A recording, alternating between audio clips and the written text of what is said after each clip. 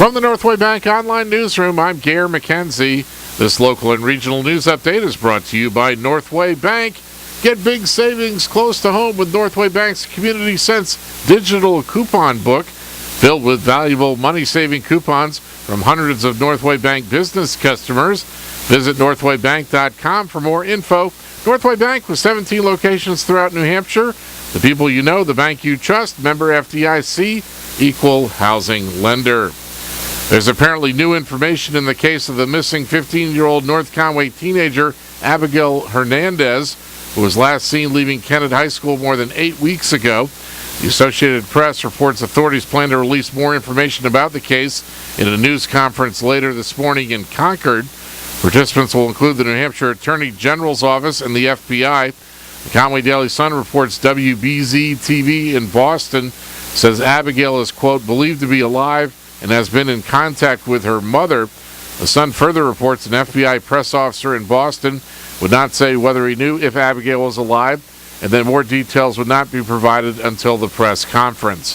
We will pass on the latest information about Abigail as soon as we get it. In a continuing effort to improve customer service and provide more options for customers, the town clerk tax collector in Conway has proposed installing an ATM machine at the town office. Rhoda Quint says she got a mixed response after she pitched the idea to Conway Selectmen Tuesday. She says she's looking into questions about town liability and security for a machine and how much electricity it would use. We're going to get some answers to the questions that the Board of Selectmen had, and we'll see if this is an option that they would be willing to entertain. I'm hoping they will, simply because we're on the front line of customer service. Most people who arrive in Conway, there's a lot of places they don't have to go, but one place they do end up at is at our window to do the functions they need to, typically, register a vehicle, establish residency, et cetera, et cetera. So, again, it's just a matter of convenience for the customer. Quinn says at least a dozen large towns or cities in the southern part of New Hampshire have installed ATMs for customer use. She explains the advantage an ATM provides is although a customer would be charged $2.25 per transaction with a maximum withdrawal amount of $200, the charge would typically be less than the nearly 3% charge for each credit card transaction. With the ATM, the town of Conway would get to keep a quarter for each transaction, and the vendor would replace the cash in the machine and service it. The town does not get any amount of the credit card fee currently charged for a limited number of online transactions. Right now, customers at the town office have two options to pay, by cash or check.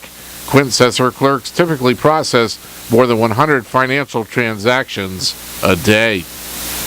In Maine News, a wildlife conservation advocacy group says it's possible for Maine to harness its significant wind resources for power while also protecting its wildlife population. The report from Maine Audubon shows 84% of the more than 1 million acres in Maine where there's enough wind to generate power may be developed with minimal impact on some wildlife resources. In sports, the U.S. ski team reports athletes fine-tuned their lines on the legendary Lake Louise women's downhill in preparation for the Audi FIS Alpine World Cup downhill doubleheader this weekend. Julia Ford of Plymouth, New Hampshire, charged from the back of the pack to lead for the USA, tying for 9th place, and Conway's Leanne Smith finished in 20th. Montreal jumped a point ahead of the Bruins for first place in the Atlantic Division with a 2-1 win last night in Canada. And Bria Hartley scored 20 of her 25 points before halftime. And top-ranked and undefeated UConn women routed UC Davis 97-37 last night in basketball action. In the weather today, mostly cloudy, a chance of rain or sleet this morning.